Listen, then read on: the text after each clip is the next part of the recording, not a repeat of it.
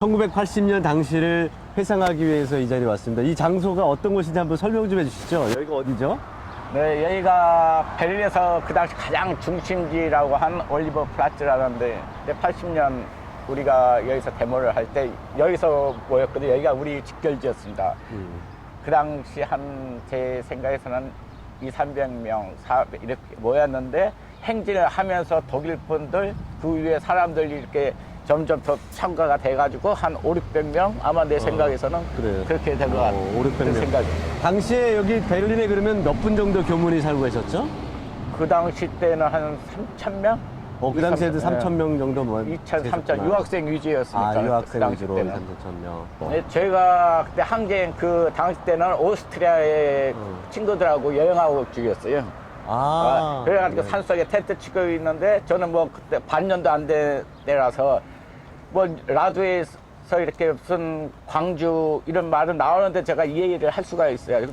친구들한테 물어보니까 야 무슨 뉴스냐 물어보니까는 야 광주에서 뭐 데모 났대 이런 식으로 이야기. 물론 걔는 들리야 뭐 그하지만 저도 광주만 들어도 가슴이 뭉클한 것이 있었거든요. 그래서 뭔가 그 당시만 해도 제가 뭐 한국에서 군대 제대하고 바로 여기 와가지고 그러니까 이제 뭘까 하고 했는데, 이제 그다음 일주일 후에 이제 베를린에 오고 나서 이제 교회 분들 만나고 또 자초 사정을 들어보니까는 이제 보통 일이 아닐 것 같다. 무슨 큰 사건이 터지긴 터졌는데 뭔지 모르겠다고 하더라고요. 그래서 목사님도 그렇고 저희 목사님이 그 당시 때는 반유신 독재죄 또 싸웠던 정하은 목사님이었고, 또 개인적으로 또 찾아가가지고 도대체 무슨 일이 일어났냐고 광주에서 하니까 목사님도 잘 모르는데 무슨 사태가 난 것 같다고 막 이렇게만 말씀을 하셨거든요. 그리고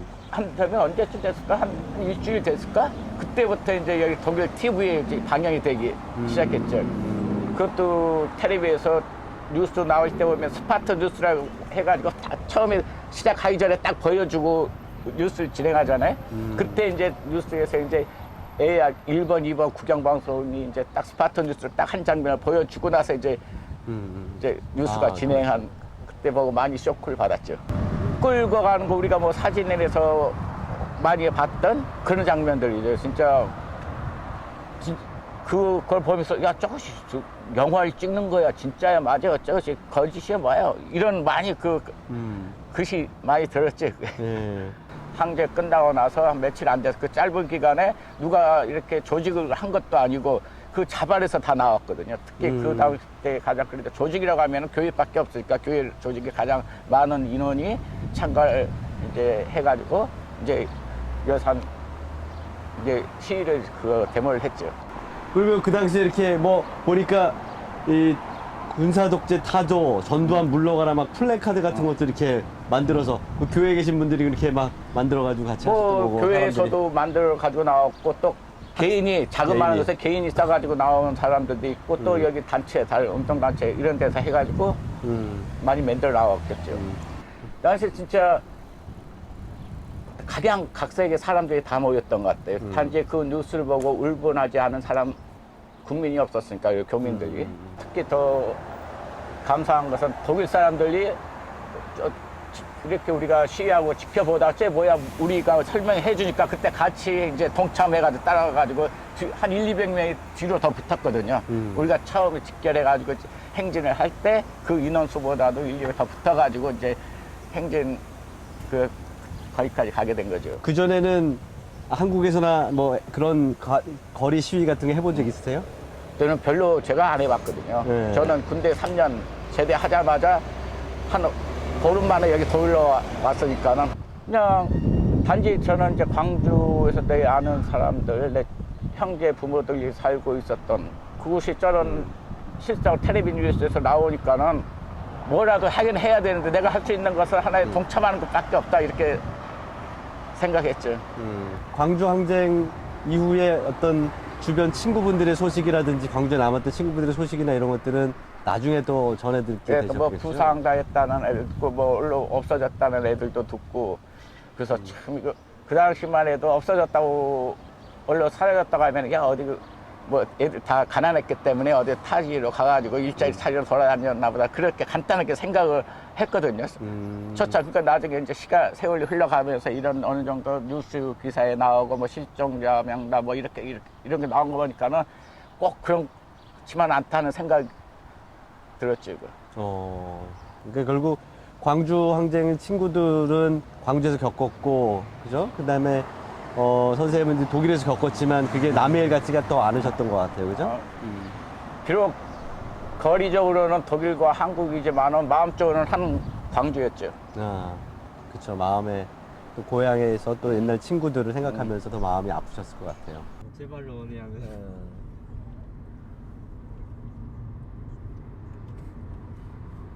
시위 자체를 못하게 해놨었으니까 몰래 할 수밖에 없어. 자, 여기 역사적 장소에 와 있습니다. 옛날 우리 아까 올리버 플라츠 만나가지고 그래서 쭉 행진을 하셨는데, 그 당시 상황을 한번 더 설명을 좀 해주시죠. 예. 우리가 그 올리버 플라츠라는 데서 집결해가지고 거기서 행진을 여기까지 했죠. 한 2km 정도 경찰 호위를 받아가면서 모든 이제 차량을 통제해가지고 이렇게 이제 행진했죠. 여기까지. 생각지도 못했고 경찰 보면 도망가고 피해 다니는 것이 우리 대모한들 일상생활 생활했는데 독일에서 경찰 호위를 받고 교통도 차들도 다 차단한 상태에서 한다는 것이 좀 색다른 문화 신선한 충격을 받았습니다. 전주현 타도, 전두환 타도, 뭐 광주 진상 규명, 뭐 이런 등등. 심지어 말로만 한 것이 아니라 플래카드에다가 직접 써가지고 전두환 찢어 죽여라, 뭐 이렇게 타도, 광주 진상 규명 이런 많았죠.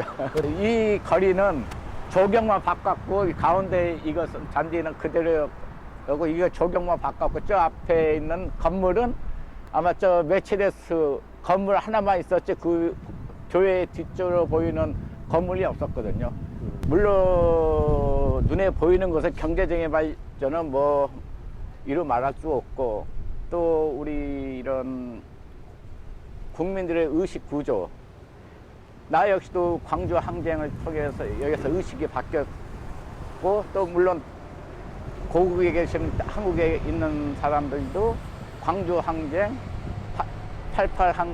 87 항쟁 이런 걸 통해서 많이 어떤 의식이 바뀌어졌다고 생각하고 있습니다. 아, 국민의식이 변하고 한국의 경제도 성장하고 그래서 마침내 과거의 그 민주화를 부르짖었는데 그 민주화가 이루어지기도 한 네. 모습을 보셨군요. 이렇게 40년이라는 세월이 벌써 이렇게 지나갔고 어느 정도 진상 규명이 됐다고는 하지만은 아직까지도 또 주동자들은 뻗어서 살아있는 것을 이런 거 보면서 참담합니다.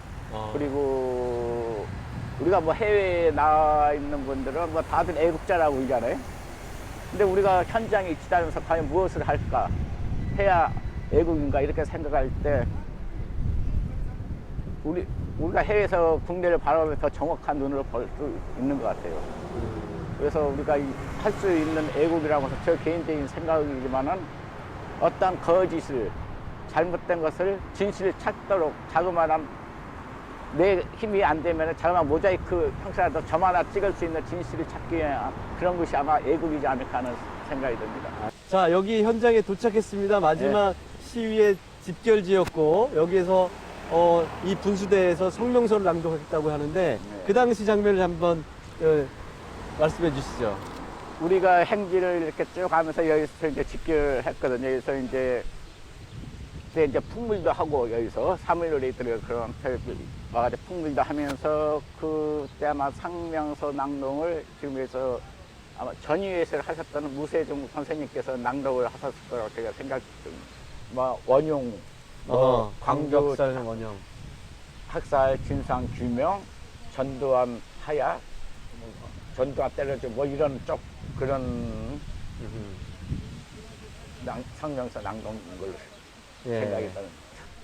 그 당시에 뭐 옷 옛날 사진 보니까 어떤 그 뭐죠 전통 한복 입으신 분들도 있었고 복장들이 다양하게 있었어요. 거기 그때. 앞에 이제 시가행진이나 아마 풍물패들이 그 사물놀이 분들이 이제 있고 여기서 이제 성명서 낭독 하기 전에 이제 여기서도 이제 그거 하고 풍물도 하고. 풍물도 하면서 뭐 여기서는 그러지 않았고 하고 그 다음 주에서의 그래서 이제 추모 예배를 받죠. 아, 오히려 광주 오히려 학살로 매주 피해자. 5월 세 번째, 두 번째 주 그때는 항상 추모 예배로 광주 민주기념 예배를 이제 매일 한 10여 년 동안 이제 한인교회에서 이제 추모 예배를 받습니다. 예.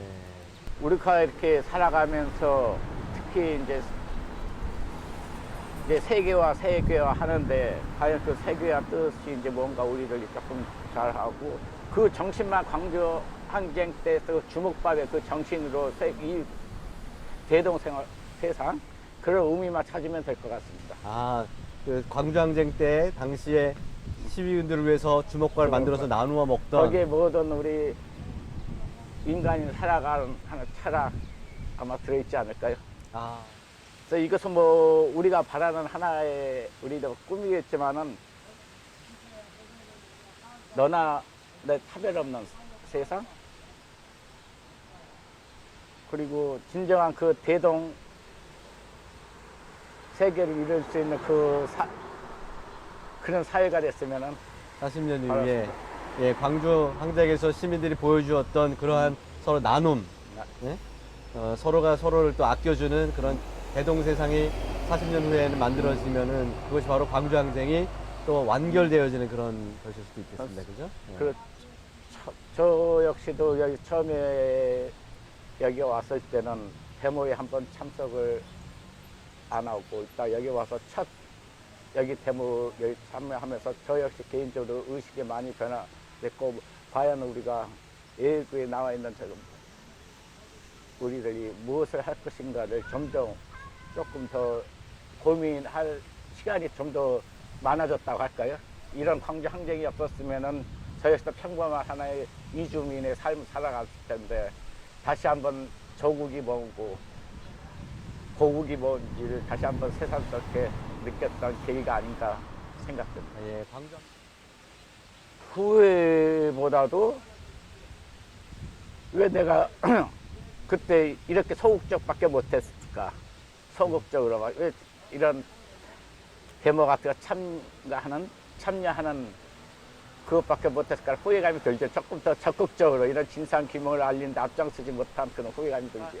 항상 나이가 들어가면서 이런 광주에서 온 또 죄의식이 마음 한국에 항상 자리 잡고 있죠. 아마 제가 죽을 때까지도 이런 죄의식 가슴에 품고 살아가지 않을까 하는 생각이 듭니다. 근데 그동안 제유럽 5월 민중제도 계속 참여하셨어요. 그 위에 계속 참여하신 거죠? 그러면은 80. 그리고 또 40여 년 동안 한 해도 걸치지 않고 계속 참여를 했죠. 예, 그리고 뭐 최근에는 뭐 오랜 동안 계속 제유럽 5월 민중제 토요일 2박 3일을 진행하던 특히 토요일 같은 경우에는 저녁에 우리가 저녁을 먹는 바베큐 파티를 하시는데 늘 그 준비를 해주셨어요. 예. 그 어떤 마음으로 이렇게 준비를 해주셨습니까? 거기 민중대에 참석하셨던 분들이 다 물론 베를린에서 온 사람들도 있지만 그 외에 뭐 먼 데서 오신 분, 또 프랑스, 네덜란드 뭐 이런 데서 오신 분들도 많아.